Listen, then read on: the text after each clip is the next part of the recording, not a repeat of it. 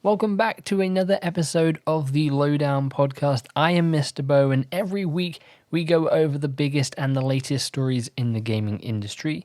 This is episode 3, and we have a lot to talk about this week, including Xbox's game showcase set to take place on July 23rd.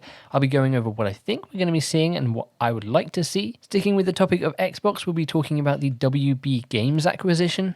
And we also have the Ubisoft Forward event taking place on July 12th, this Sunday. And we have an Assassin's Creed Valhalla leak, a Watch Dogs Legion leak, and as of today, a Far Cry 6 leak. It wouldn't be a Ubisoft event if all their games leaked ahead of time. Now, of course, if you have any opinions on the topics or news stories we talk about in this show, then feel free to leave them down in the comments below, and they may be featured in a future episode. Also, if you have a certain topic that you'd like me to talk about, again, feel free to leave that down in the comments below, and I'll go through them and pick one out for next week's episode. So let's hop into the first story, and that is the Xbox Games Showcase, set to take place on July 23rd. Now, we've been wondering, when is Xbox going to show off their stuff? Is it going to be sometime in July? There'd been a lot of rumors that it was going to be the 23rd, and now we have official confirmation.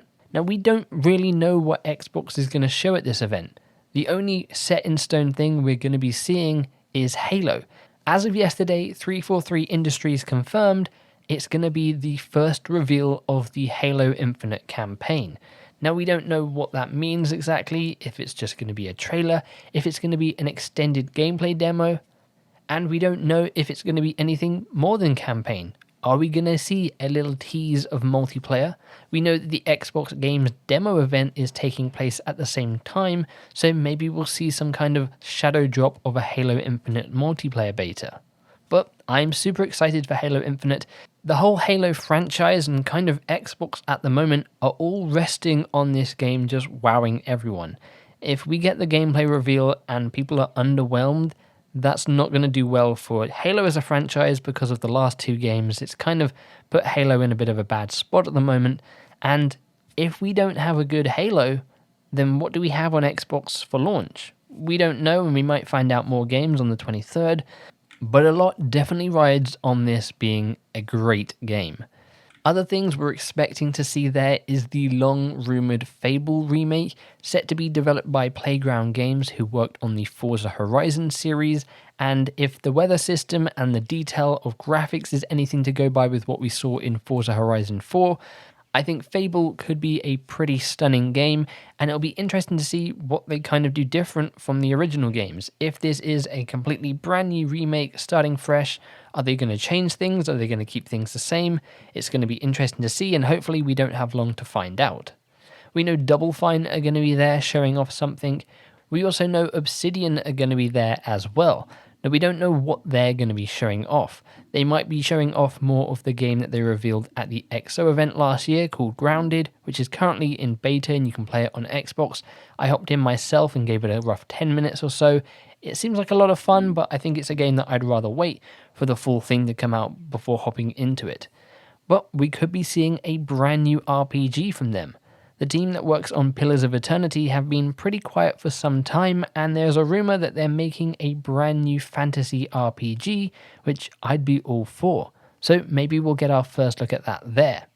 The other kind of rumours are we're going to be seeing a brand new Forza Motorsport 8 from Turn 10 Studios, because last year when we were supposed to have a motorsport game, we didn't.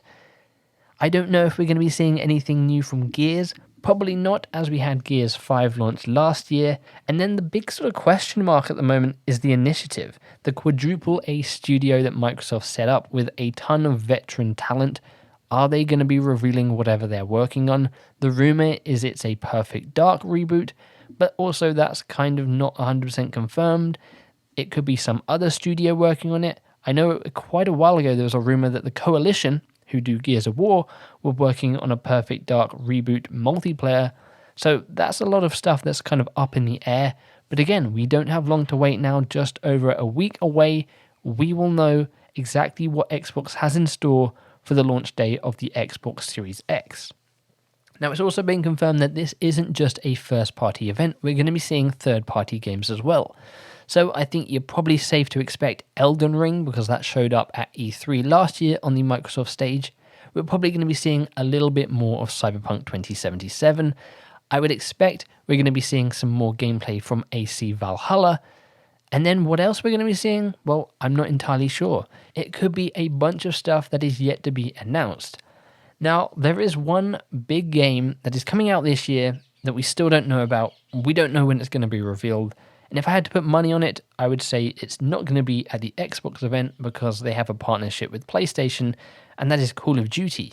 Now, if my mind serves me correctly, they still have a couple of years left in that partnership. But maybe things have changed, and maybe we see COD get announced at the Xbox event. Otherwise, I think they're probably going to be doing their own standalone event like they normally do. I'm super excited to see what Microsoft has in store here, and hopefully they can blow us all out of the water. We've been hearing a lot from insiders that this is supposed to be an event full of mic drops, so hopefully Xbox and Microsoft can deliver on that. I wouldn't expect to get a price for the console or a release date or the rumoured Lockhart at this event. We're supposed to be getting another event sometime in August where we'll probably get those details, and then pre-orders will go live. I think Microsoft and Sony are currently just waiting for the other person to make their announcement on the price, and then for the other one to come in and just undercut them. We don't know what the prices of these consoles are going to be. The guess is they're probably going to be like $450, $500, and then the digital version and the Lockhart are probably going to be like £100 underneath that. But again, we really don't know on that. So yeah, July 23rd, I'm very excited to see what happens here, and hopefully it will just be a good show no matter what. Sticking with Microsoft, however, though, we got some news this week that Microsoft has picked up the phone and is in talks about that WB Games acquisition. Now, if you aren't aware of what this is, WB Games is being sold off by AT&T, and the rumours have been that Activision, EA, and now Microsoft have all been interested in acquiring the studios that come along with that. So if you aren't aware, that includes Rocksteady Games, who made the Arkham series, Monolith Games, who made the Shadow of Mordor series, TT Games, who make all the LEGO games, NetherRealm, who make Mortal Kombat, Avalanche Studios, who is making the new Harry Potter game but previously did the Disney Infinity game, and a few other studios as well. The thing is, though, that the IP doesn't come along with these. The only IP anyone would get if they do this acquisition is they would get Mortal Kombat, because NetherRealm Studios owns the IP. The Batman, the Lord of the Rings, the Harry Potter, all of that stuff, they would have to make a deal to allow to make games for those kind of franchises. So it is going to be very interesting to see what happens here and who actually buys WB Games. We also got some news this week that Xbox have said they're still full steam ahead with acquiring new studios, which kind of added more fire to this story. Are we going to be seeing a surprise announcement at that July 23rd event saying, hey, Xbox has bought Rocksteady Games, Monolith, and the rest of them? Maybe that's something they would hold out for the August event if they are indeed going to be doing this. Out of the few names we've heard so far who are interested in this deal, I think Microsoft is who I'd want to make the purchase. I would not want to see these studios go to Activision or EA, having seen what they've done with previous franchises and studios. There has been no word whether Sony is interested in this deal or not, so maybe we could see a surprise announcement from Sony. I believe the deal is worth $4 billion, so that's the same price as like the whole of Star Wars. I think Microsoft has that kind of money to sort of throw around at the moment compared to Sony, but I'm sure we'll find out hopefully this year as to who is going to be acquiring those studios, if anyone. Now, it wouldn't be a Ubisoft event if everything they were going to announce at it got leaked out and revealed early. It always seems to be the way. Every E3, we get the Assassin's Creed leak, we get the Watch Dogs leak, and so on and so forth. Well, the same has happened this year. We have Ubisoft forward a brand new event set to go live on July 12th, revealing what is next for Ubisoft. However, earlier this week, we got a full 30 minutes of gameplay from AC Valhalla leaked out online. It was a work-in-progress build, and it looked a little bit rough, but I wasn't actually all that impressed with it. It is Assassin's Creed Origins and Assassin's Creed Odyssey, that kind of gameplay and structure, just set in the Viking era. Now, personally, I've never played Assassin's Creed Odyssey and Origins. It didn't really sort of interest me. I loved Assassin's Creed.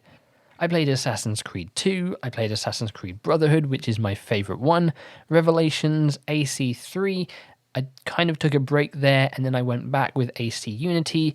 I did enjoy AC Unity, but the games were just the same every year and I needed a break from them. They then went for this more like heavy RPG style and kind of just lost me altogether. I would love it if Assassin's Creed went back to their old style of games. If I'm being honest about Assassin's Creed games, Ghost of Tsushima, while not quite the same, is looking a more appealing Assassin's Creed game to me than Valhalla at the moment. Maybe once we get an official HD look at the gameplay and stuff, I'll be a little bit more intrigued. I was really excited by the first reveal trailer, but having seen this leaked gameplay, it's kind of got me less excited. Now, another one of Ubisoft's franchises which I am all in for is Watch Dogs, and we got some leaked screenshots. I was a massive fan of Watch Dogs 1.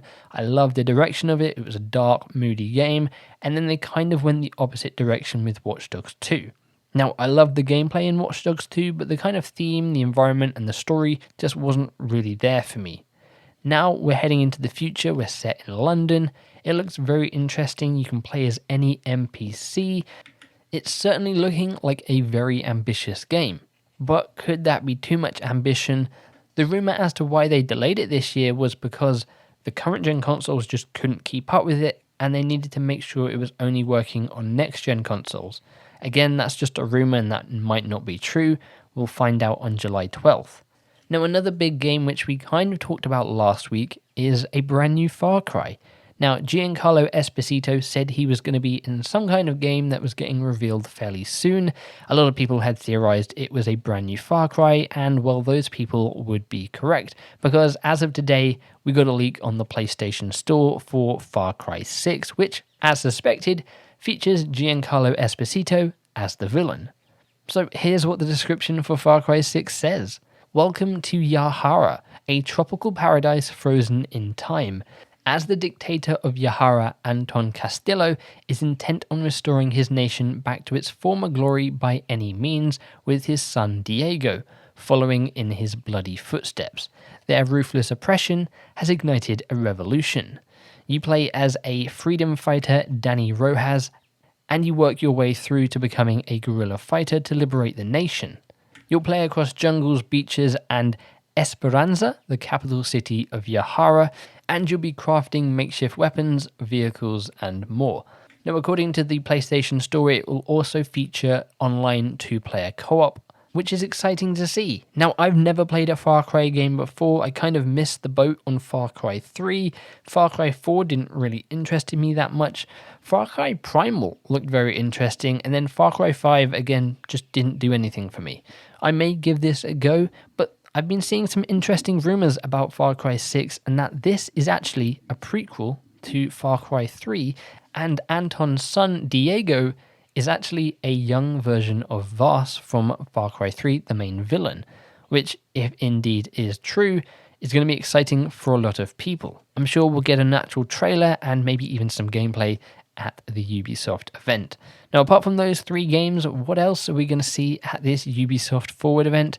Well, we don't really know. We're probably going to be seeing more from Gods and Monsters, which has been confirmed to be getting a completely brand new name, so we'll see what the name for that is. Will we see Beyond Good and Evil 2? That is a game that got revealed, probably 2, maybe 3 years ago at this point, and from the rumours that we've heard is in a development crisis at the moment, so maybe we see some more of that. I would love to see a brand new Rayman game. Whether they go the same route as they did with the reboot a couple of years ago, whether they go back to sort of a 3D platformer, I'm not entirely sure, but I would love to see a Rayman game. I used to love playing the originals on the PS1. I loved Rayman Legends and the other one that they made a couple of years ago. They were great fun, and I think it's about time to see the return of Rayman. You've got all these other mascots coming back and doing well. I think Rayman definitely deserves a third shot. Will we see more of The Division? Probably. We'll get probably another season pass. Maybe we get an update about the Division TV show, which is being in development with Netflix, I believe. And the 2 big question marks for Ubisoft is, what is the surprise game going to be? We've always kind of had a surprise game revealed at Ubisoft. A couple of years ago, it was Rainbow Six Quarantine. I think Steep one year was the surprise game announcement. Are we going to be seeing Splinter Cell, which a lot of people want to see happen, or are we going to see Prince of Persia, which had a Twitter account found a couple of weeks ago, which is like been locked down, which maybe teased that we're going to be seeing Prince of Persia announced at this event. Either way, I'm excited to see what they reveal here. Maybe there'll be some other surprises along the way. When it comes to the E3 presentations, I feel like Ubisoft has been fairly decent with them. Definitely a whole lot better than Bethesda and EA. Obviously, they always have their Just Dance thing, and it gets a little bit cringe here and there with some of the things they do, but they always have good shows, good announcements, and the gameplay demos are always fairly fun to watch as well. I'll definitely be doing a live reaction. It's on Sunday. I'm not entirely sure of the exact time at the moment. I want to say it's 5 p.m, but I could be off with that. And then the final story we're going to go over is something I've covered over on my channel a little bit since it got revealed, and that is the Crash Bandicoot mobile game. So this thing has been known about probably for about 6 months now.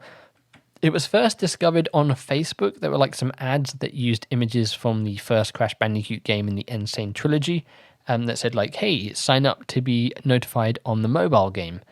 Then a couple of months after that, people noticed that the mobile game was available to play in certain regions on the Android store. So people downloaded it and started playing this game. It was basically an endless kind of runner game, and that was kind of it. There was no official announcement. It then kind of went quiet. And then just this week, we finally got an announcement after, obviously, the big announcement of Crash Bandicoot 4. The Crash mobile game is now called Crash on the Run. It is not an endless runner. It has the sort of same gameplay as an endless runner, but you will get to the end of levels. It will feature iconic villains from all the Crash Bandicoot games ever. So some of the ones they've mentioned so far, of course, is Dr. Neo Cortex, Nina Cortex, Scorporilla from Crash of the Titans, Mr. Crumb from the Tiger 99X game, and I'm sure we'll be seeing other fan favorites here and there as well. They have confirmed that the monetization for this game isn't kind of what you'd expect.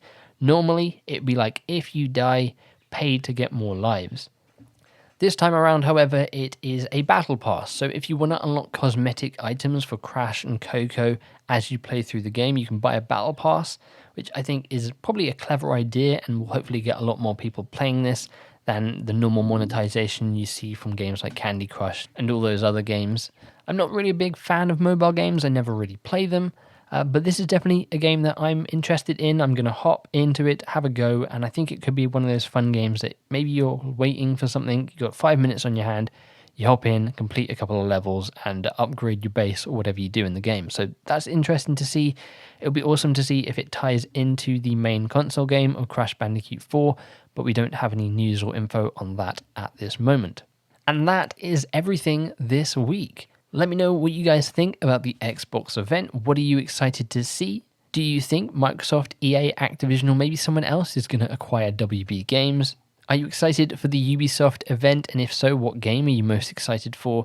And are you going to download and try the Crash Bandicoot on the Run mobile game when it launches sometime this year? Now, next week's episode of The Lowdown is going to go up slightly late. It'll go up on the Saturday instead of the Friday, because next week on Friday, Ghost of Tsushima launches.